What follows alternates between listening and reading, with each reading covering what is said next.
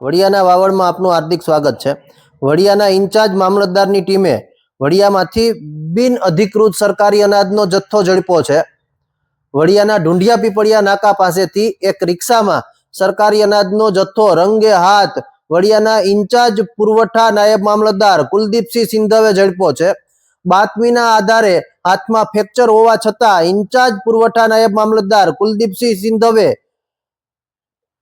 બિન અધિકૃત અનાજનો જથ્થો ઝડપી પાડ્યો છે, જેમાં 223 કિલો ઘઉં અને 482 કિલો ચોખાનો જથ્થો ઝડપ્યો છે।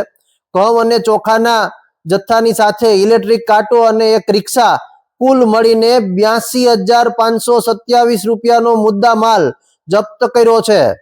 વડિયાના ઇન્ચાર્જ પુરવઠા મામલતદાર ની અનાજ માફિયાઓ સામે લાલ આંખ જોવા મળી છે। અનાજનો જથ્થો સરકારી ગોડાઉન પર રિક્ષા ને પોલીસ સ્ટેશનમાં સોંપી આપવાની કાર્યવાહી પણ કરવામાં આવી છે। વડિયાના પુરવઠા મામલતદાર કુલદીપસિંહ સિંધવનો ફરી અનાજ માફિયાઓ સામે સપાટો જોવા મળી રહ્યો છે। અનાજ માફિયાઓ સામે પુરવઠા વિભાગની લાલ આંખથી અનાજ માફિયાઓમાં ફફડાટ જોવા મળી રહ્યો છે। જોકે લોકોમાં ચર્ચાતી વિગતો મુજબ આ નાની માછલીઓ જ પકડાય છે। મોટા માથાઓ સામે રાજ્યનું પુરવઠા વિભાગ અને જિલ્લાનું પુરવઠા વિભાગ ક્યારે કાર્યવાહી કરશે તે જોવાનું રહ્યું, પરંતુ તે બાબતની કાર્યવાહી થવી જોઈએ તેવી લોકોમાં ચર્ચા જોવા મળી રહી છે।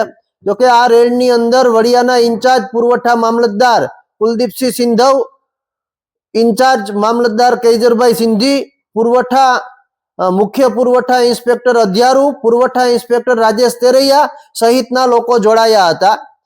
વડિયાના ઢુંઢિયા પીપળિયા નાકા પાસેથી બિન અધિકૃત સરકારી અનાજનો જથ્થો ઝડપવામાં આવ્યો છે। જાણવા મળતી વિગતો મુજબ આ અનાજનો જથ્થો જે સસ્તા અનાજની દુકાનો મારફતે ગામડાઓની અંદર આપવામાં આવે છે, એ અનાજનો જથ્થો એ ખરીદનારાઓ ફરી આ ફેરિયાઓને વેચે છે અને એ જથ્થો સંગ્રહિત થઈ અને અન્ય કોઈ જગ્યાઓએ વેચવા માટે જતો રહે છે। એ આખી સિસ્ટમ એક કાર્ય કરી રહી છે।